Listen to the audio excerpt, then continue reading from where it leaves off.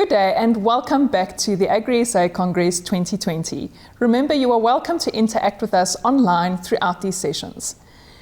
Right now, we are speaking to Annelize Crosby, who is head of the Centre of Excellence for Land, to discuss this very complex and emotive issue. Welcome, Annelize. Thank you. Can you perhaps, just as a starting point, explain to us exactly what your portfolio entails? The land portfolio is actually quite a broad portfolio. It includes everything from all the different elements of land reform as set out in our constitution. So the 3 different programs of restitution, redistribution and tenure reform. In addition to that, land administration is quite a big part of the portfolio. And then also, financing of new farmers, farmer development, land invasions, everything to do with property rights and with land reform is basically part of the land portfolio. So dit is nogal breed. Kan jy vir ons sê, uitlig dalk net hierdie jaar, watse sake het julle op gefokus? Die groot ding wat ons besig gehou het was natuurlik die debat oor onteiening sonder vergoeding en die moontlike wysiging van artikel 25 van die grondwet. So die hele debat kom al 2-3 jaar, maar in die afgelope jaar was daar daadwerklike pogings gewees om nou met 'n wetsontwerp na vore te kom, waar daar 'n bewoording voorgestel word oor hoe artikel 25, oftewel die eiendomsklausule, moet verander. En vir Agri SA is hierdie 'n beginselsaak. Ons het telke male teruggegaan na ons lede en ons het elke keer die boodskap in die mandaat gekry dat dit is in beginsel vir ons totaal en al onaanvaarbaar dat grond geneem word sonder vergoeding. Grondhervorming is in die openbare belang. Dit is iets wat in almal in hierdie land se belang is en jy kan nie die koste daarvan wil gaan afwentel op individue of op 'n enkele sektor nie.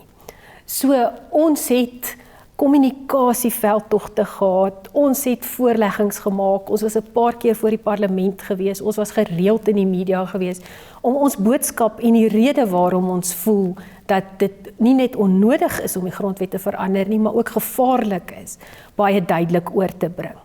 Daarmee saam was daar ook 'n onteieningswetsontwerp. Dit is 'n afsonderlike proses van die wysiging van die grondwet.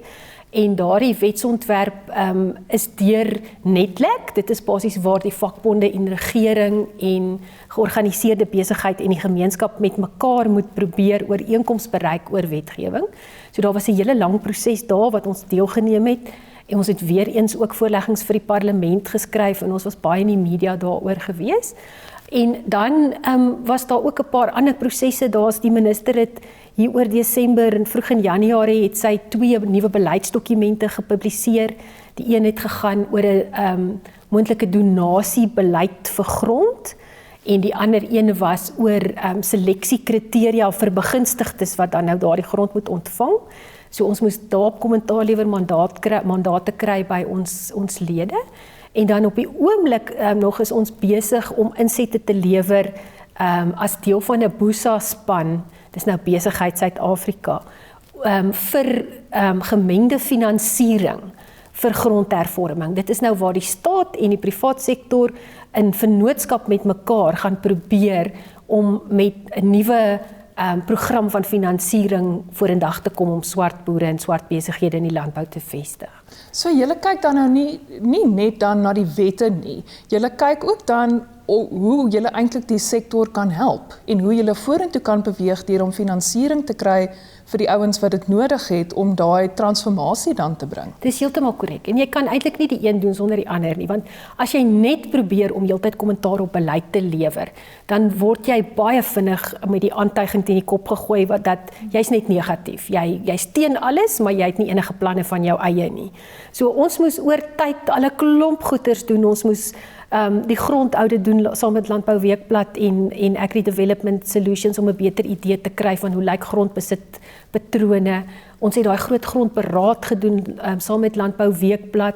Ons moet op hoogte bly van wat is die transformasieaktiwiteite waarmee al ons affiliasies besig is en ons moes 'n holistiese plan formuleer vir grondhervorming en landelike ontwikkeling wat basies nou sê dit is hoe Agri SA sê dat mense dit behoort aan te pak. Dink julle met daai sensus wat julle doen het, die grondsensus waar julle nou gesien het wat is die eienaarskap? Daai syfers wat uitgekom het, dink jy daar's genoeg aandag daaraan gegee op 'n nasionale vlak in terme van die regering wat kennis neem van daai syfers? Is dit algemeen aanvaar dat dit is hoe die syfers is? Of dink jy die regering is nog steeds besig om met die ou syfers te werk en met daai narrative voort te gaan dat daar nog steeds baie min grond in swart mense se besit is? Dit was definitief 'n goeie oefening vir ons om deur te gaan en dit was baie goed om daai syfers op die tafel te kry en dit is redelik wyd gedra in die media. So dit beteken die regering kan dit nie ignoreer nie. Die syfers wat die regering daarna mee vorendag gekom het, was ook heelwat nader aan ons syfer as wat die geval voor die tyd was. Maar ons is nog nie op dieselfde bladsy met die regering nie. Ons het nog nooit gaan sit, ten spyte van die feit dat ons van ons kant af versoeke gerig het, om regtig 'n konsensus te bereik oor wat is die syfers nie.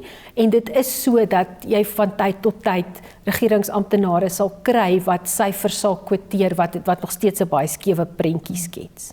So, hoe hanteer die sentrum van uitnemendheid dan nuwe beleids wat na vorendag kom? Wat maak julle om dan teenkanting te bied of is net seker te maak dat die beleid in die regte rigting beweeg? Ja, so dit is iets wat ons nou al oor baie jare doen. So ons het 'n redelike gestroomlijnde proses op hierdie stadium in tyd al. En dit behels in die eerste plek, jy moet so vroeg as moontlik in die proses, moet jy agterkom, daar is 'n nuwe beleid of nuwe wetgewing op pad. Dit kan jy net doen as jy goeie netwerke het. Jy moet netwerke binne die parlement hê, jy moet netwerke binne Besigheid Suid-Afrika hê, jy moet netwerke binne die departement hê wat werk met die portefeulje wat jy nou hanteer. Want hoe vroeër jy kan begin beïnvloed, hoe beter is jou kanse om eintlik die koers van die ding te verander as dit iets is wat nou negatief is vir die boeregemeenskap. En dan sodra as wat dit dan nou formeel op die tafel kom, wat dit iewers gepubliseer word in 'n staatskoerant vir kommentaar of wat daar 'n vergadering geroep word deur 'n minister of wat ook al om te konsulteer oor 'n nuwe beleid of wetgewing, dan moet 'n mens gaan sit en jy moet dit ontleed, jy moet basies die ding uitmekaar uittrek, laat jy weet waar lê die gevare, wat is die goeie goed, wat is die slegte goed. Jy moet teruggaan na jou lede toe en met hulle kommunikeer daaroor. Jy moet mandate gaan kry by hulle oor wat is die standpunte wat Agri SA nou rondom dit moet inneem. En dan sal ons gewoonlik 'n skriftelike voorlegging doen wat ons dan gemandateer kry en wat ons indien eers by die departement en dan sal daar baie keer nog 'n netlekproses wees en gewoonlik is ons deel van die BOSA-span wat onderhandel by netlek, daarna gaan dit parlement toe, dan vra jy weer vir 'n geleentheid om op te tree by die parlement en as jy gelukkig is kry jy daar 'n kans om hulle toe te spreek. So dit is eintlik 'n lang proses van beïnvloeding en dan wanneer dit nou uiteindelik 'n voldonge feit is, dan moet ons nou besluit, kan ons daarmee saamleef of kan ons nie. As dit totaal onaanvaarbaar is, dan moet jy nou jou litigasie opsies begin ondersoek en kyk, is die ding dalk ongrondwetlik? As dit nie is nie, dan moet jy jou lede help om die ding te verstaan, sodat hulle hom kan bestuur en implementeer. So it sounds like it's a wheel that turns very slowly.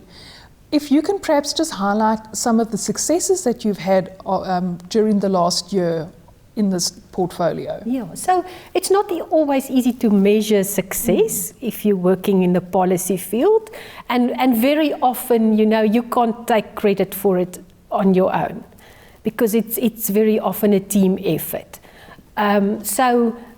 I think I'm quite excited about this blended financing proposals, which we are engaging on together with the business partners within BUSA, because it is clear that government on their own cannot finance land reform, particularly in the economic predicament that they're finding themselves in.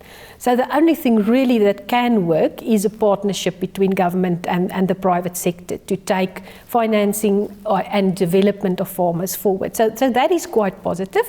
I think the fact that we haven't yet seen the constitution changed is also something positive. And we'll see what the future holds, but it might be that government is losing its appetite to make radical changes to Section 25. This process has been very, very protracted. It could have been finalised by now. I think we've managed to take some of the potential negative clauses out of the expropriation bill. There's still some clauses in there that we're quite worried about, but we did definitely manage to improve it through the NEDLAC process that we participated in. And recently there was another bill, the so-called Ultra Bill, which is all about the upgrading of tenure rights in your old homelands areas. And once again, there was an element that we were quite worried about that might be extended to commercial farming areas, and we managed to get clarity on that in the NEDLAC process. So there are lots of small victories, but it's an ongoing battle. Can you perhaps just elaborate on what are some of those sections that you spoke of now, which you managed to change, which was a good thing? Yeah, so in the expropriation bill, for example, remember expropriation bill, the first version was published in 2008, and then that was withdrawn from Parliament. So that one actually was completely unacceptable to the sector and the business community as a whole, and I think partly because of the resistance to it, it was withdrawn. Then there was a second attempt by government to put the bill forward in 2013. There was a NEDLAC process. One of the things that we managed to do in that NEDLAC process was to get a clause in that places an obligation on government to negotiate with the landowner first before they go over and take a decision to expropriate. So we basically built in the principle that expropriation should be a measure of last resort. And that's one of the very positive things I think that we managed to do there. Yeah, and over the years there have been many bills that were placed on the table and the farmers were extremely worried, and then they disappeared. They never made it through to legislation. And once again, I'm of the view that with this whole debate around Section 25 of the Constitution, we probably have made some headway by putting the economic realities, the implications for food security, international best practice, and all of that on the table. It wasn't necessarily part of the debate. It's a very emotional, politicized debate. So, I'm hoping that we've already shifted that debate somewhat as a result as well. So this paper that's been coming since 2008, and we know the land debate has been coming since much before that. Have there been any huge changes that have been made over the last 10, 20 years in terms of the land landscape? Do you feel that we've progressed to where we were 20 years ago? Are we getting to a point where land rights are more secure or less secure? So I've been involved with the land reform portfolio now ever since 2005. So that is a very long time. And as a result, I've become a little bit skeptical because the same issues seem to be coming up again and again. You think something's been put to bed, you think you finally made progress, and then, it's never solved. And then you have another policy process and another policy process. So if you ask me, not really. I think, and it's because the real problems are not being addressed. It's because this debate is so politicized. From Agri SA's perspective, the things that need to be addressed are, first of all, the budget. Now, we know we're going through difficult economical times, but it wasn't always like that. There were years that we had surpluses in tax recovery. The budget for land reform has always been very, very small. Same for agriculture. So that's one thing that needs to be addressed. Second thing is implementation. The government department has never been able to effectively implement their own programs. And you can just go and look at court decisions like the Lamosa one on the labour tenants, where the court actually had to go as far as to appoint a special master who must now oversee the work of the department to ensure that the legislation is implemented. And that goes for most of the government programs. So implementation is a huge problem, and that can only be solved through public-private partnerships. Corruption is a huge problem, and there are a number of ongoing investigations into some of the programs where there was clearly, money lost through corruption. The fact that this PLOS program has not transferred title to beneficiaries, that many of them don't even have written leases. They're on the land, but they have no 10-year security. Those are the things that need to be addressed if we really want to have sustainable land reform in this country. You mentioned that the issues don't really change, they keep coming up over and over, and we know also when it gets to election time, the same rhetoric also gets repeated over and over.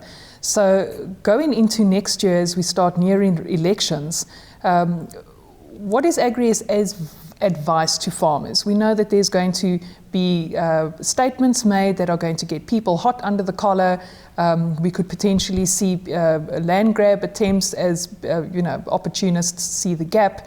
What are the things that farmers should keep in mind during that time in terms of keeping their investments safe? Yes. So I think the first thing that we'd like to assure our members is that we really try and be proactive when it comes to this kind of thing. We know that the combination of the after effects of COVID, the increase in poverty and joblessness combined with the upcoming local elections is probably a danger signal for our members. There is a possibility of increased attempts at land invasions, and that's why we are taking some proactive steps as far as that is concerned. And also, definitely, we will hear these political statements once again. And I think my advice to members there will be, stay in touch with your organisation. If you have any questions, come to us. Read the material that we make available regularly. We're trying to stay objective and give you the facts. Don't react in an emotional way to these political statements that you hear. And then with respect to land invasions particularly, we've had this Western Cape High Court judgment recently against the city of Cape Town. And that just emphasizes once again that your best chance is to prevent that invasion from happening in the first place. You need to know what's happening on your land. You need to have intelligence of possible attempts to do invasions in a particular area. Work with the police, work with your provincial union to stop that from happening. If you cannot stop that, you must act immediately if somebody trespasses, and you must go and lodge complaints with the police. If you don't get joy there, go up in the structures.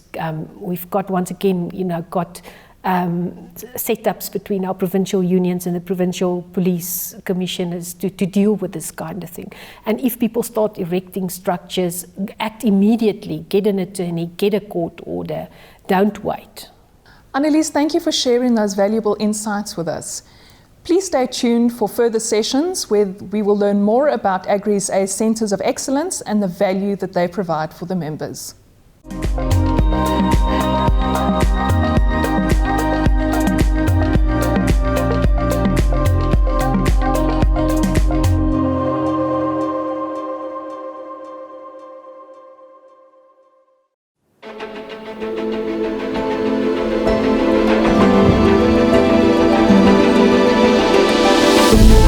Corteva is in it for farmers, for good. As a company solely focused on agriculture, we understand the impact of climatic and soil diversity, the unique requirements of each region, each farmer, each crop, and the need for sustainability.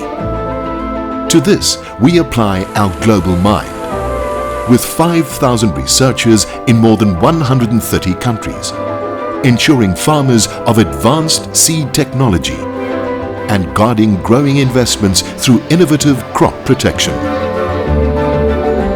Local investment includes research facilities on par with the best in the world and the largest private insectary in Africa. Advanced genetic breeding is combined with intense trials, testing and refinement in different bioclimatic zones to bring forth the best in-class products. Beyond in-seed value, our on-seed applied technology, on-farm crop protection, digital and agronomic solutions are all designed to optimize farmers' productivity, profitability, and sustainability. Because by being wholly devoted to agriculture, we have a deeper understanding of farming, the needs of our farmers, and the country's need for farmers. This is what drives our researchers to find new avenues for sustainable growth. It is the reason for having state-of-the-art seed production technology on home ground. Our motivation for creating effective, locally proven solutions to protect land and crops with care for the future.